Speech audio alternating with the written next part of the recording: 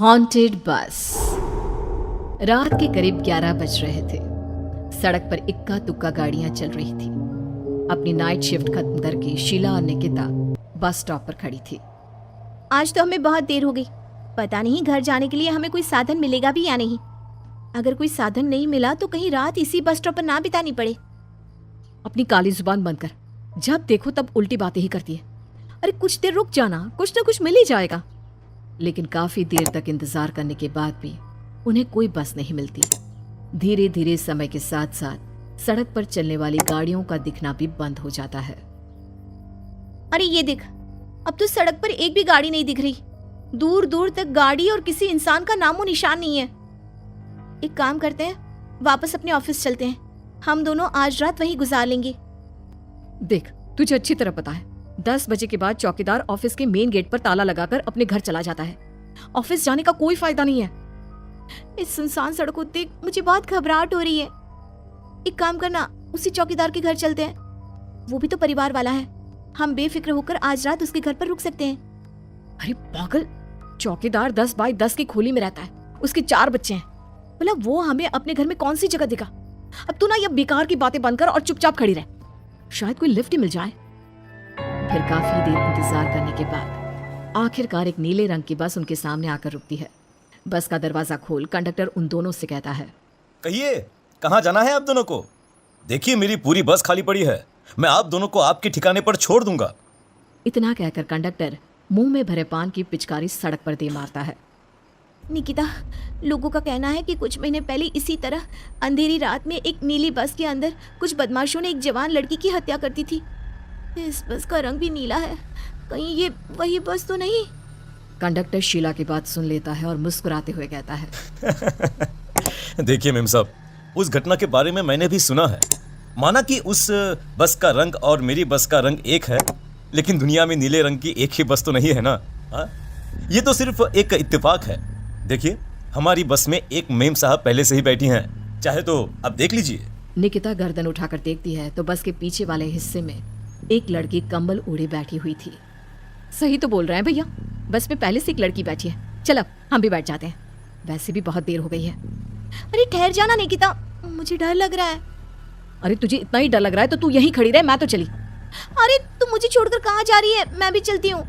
दोनों बस में जाकर बैठ जाती हैं। देखते ही देखते ड्राइवर बस को तेज रफ्तार में चलाना शुरू कर देता है। तभी शीला की नजर पीछे वाली सीट पर अकेली बैठी लड़की पर पड़ती है। उस लड़की की लाल आंखें और उसका आधा जला हुआ चेहरा देखकर शीला घबरा जाती है। सुन निकिता, हमारे पीछे जो लड़की बैठी है ना, उसकी आंखें एकदम खून की तरह लाल और चेहरा किसी चुड़ैल की तरह डरावना दिख रहा है। अरे छोड़ ना, कौन कैसा दिखता है, मुझे इन सब बातों में कोई दिलचस्पी नहीं है। मैं थोड़ी देर झपकी लेना चाहती हूँ, इसलिए अब तू अपनी बड़बड़ बंद कर प्लीज। बेफिक्र निकिता अपनी आंखें बंद करके बैठ जाती है। दूसरी ओर बस जंगल के रास्ते में पहुंची है। चारों तरफ घना अंधेरा और साथ ही जंगल में मौजूद जंगली जानवरों की डरावनी आवाजें शीला को और भी ज्यादा डराए जा रही थी। थोड़ी ही देर में बस एक बरगद के पेड़ के पास से गुजरती है। तभी अचानक बरगद की डाल पर बैठी एक बिल्ली कूदकर खिड़की के रास्ते शीला की गोद में आ गिरती है। मर गई रे, बचाओ मुझे, कोई बचाओ। शीला के चिल्लाने की वजह से निकिता की आंख खुल जाती है और वो भी घबराकर इधर उधर देखने लगती है। तभी पीछे वाली सीट पर बैठी लड़की उठकर शीला के पास आती है और बिना कुछ कहे उस बिल्ली को शीला की गोद से उठा उसे सहलाते हुए अपनी गोद में लेकर वापस अपनी सीट पर जाकर बैठ जाती है। अरे शीला, तू तो बहुत ही डरपोक है। जरा जरा सी बात पर उछल पड़ती है। मैं कल से अकेले ही सफर करूंगी। अरे मैं क्या करूं? वो बिल्ली अचानक मेरी गोद में आ गिरी। अपनी बकवास बंद कर और मुझे चैन से सोने दे। इस तरह शीला को डांटकर निकिता फिर सो जाती है। पर तभी अचानक एक झटके से ब्रेक लगाकर ड्राइवर बस को रोकता है।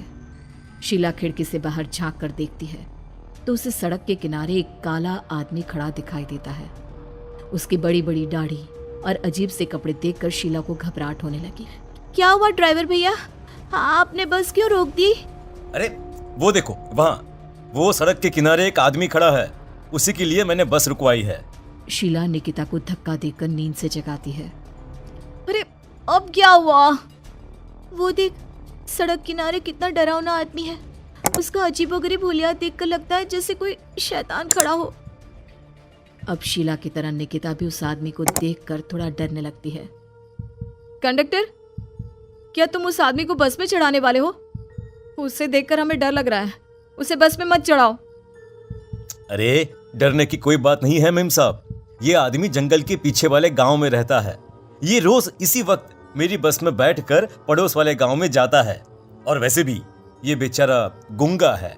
अगर आप लोगों को डर लगता है तो मैं इसे ड्राइवर के बगल में बिठा देता हूँ। ओह अच्छा, ठीक है।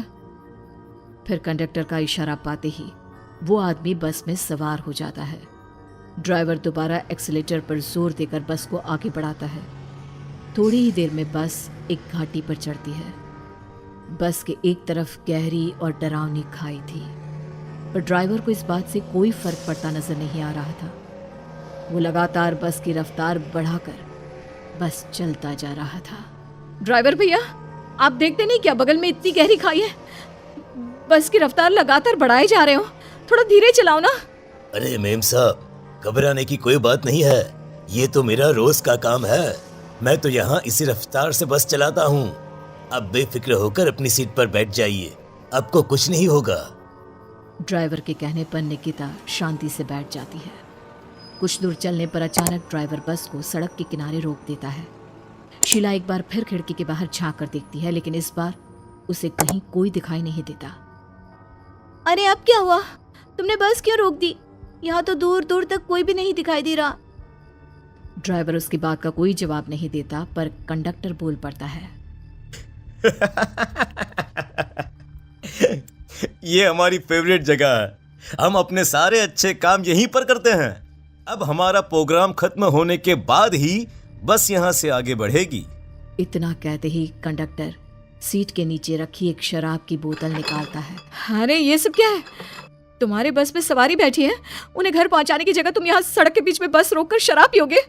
बस में लड़कियों के बैठे हुए भी तुम्हें ये सब करते हुए शर्म नहीं आती?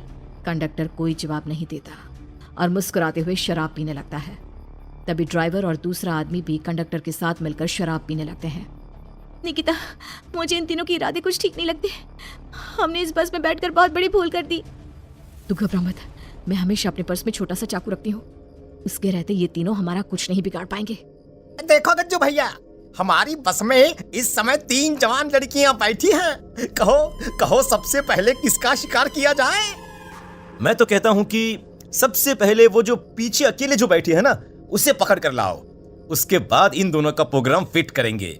ठीक है, जैसी तुम्हारी मर्जी। अब वो आदमी पीछे वाली सीट पर बैठी लड़की के पास पहुंचकर उसका हाथ पकड़ लेता है, लेकिन तभी अचानक उस लड़की की आंखें जरूरत से ज्यादा बड़ी और लाल होने लगती है। उसका चेहरा गुस्से से लाल और उसके मुंह से नुकीले दांत दिखने लगते हैं। अरे अरे अरे, ये क्या? ये लड़की अचानक इतनी खतरनाक कैसे बन रही है? इतने में वो लड़की उस आदमी को उठाकर वहीं सीट पर पटक देती है। मुझे हाथ लगाएगा, तेरी इतनी हिम्मत! जोर से चीखते हुए वो लड़की उस आदमी पर हमला कर देती है और पल भर में ही उस आदमी का काम तमाम हो जाता है। ये देख ड्राइवर और कंडक्टर के होश उड़ जाते हैं। इतने में ड्राइवर अपनी जान बचाने के लिए तुरंत बस से बाहर कूद जाता है, पर तभी बस के पीछे की तरफ से तेजी से आ रहा एक ट्रक उसे कुचल कर चला जाता है। एक ही पल में अपने दोनों साथियों की मौत देख अब कंडक्टर के हाथ पैर कांपने लगते हैं। ये सब देख निकिता और शीला के भी होश उड़ जाते हैं। वो चुपचाप अपनी सीट पर ही छुप कर बैठी रहती हैं। अरे अरे कौन हो तुम? और तुम इतनी भयानक कैसे बन गई? अब वो लड़की गुस्से में गुर्राते हुए कंडक्टर का गला पकड़ लेती है। इतनी जल्दी मुझे भूल गए? कुछ महीनों पहले तुम तीनों ने बड़ी बेरहमी से मेरी हत्या की थी और फिर शहर छोड़कर भाग गए। कई दिनों से मैं तुम तीनों के इंतजार में भटक रही थी। आज जाकर मेरा बदला पूरा होगा। अब तू भी अपने साथियों की तरह जहन्नम पहुंच जाएगा। अब वो लड़की कंडक्टर को उठाकर बस के पास मौजूद खाई में फेंक देती है। कंडक्टर एक बड़े पत्थर से जा टकराता है और उसकी भी मृत्यु हो जाती है। दूसरी तरफ ये सारा नजारा देख शीला और निकिता बेहोश हो जाती है। अगली सुबह जब उन दोनों को होश आता है तो वो अपने आप को एक सरकारी अस्पताल में पाती है।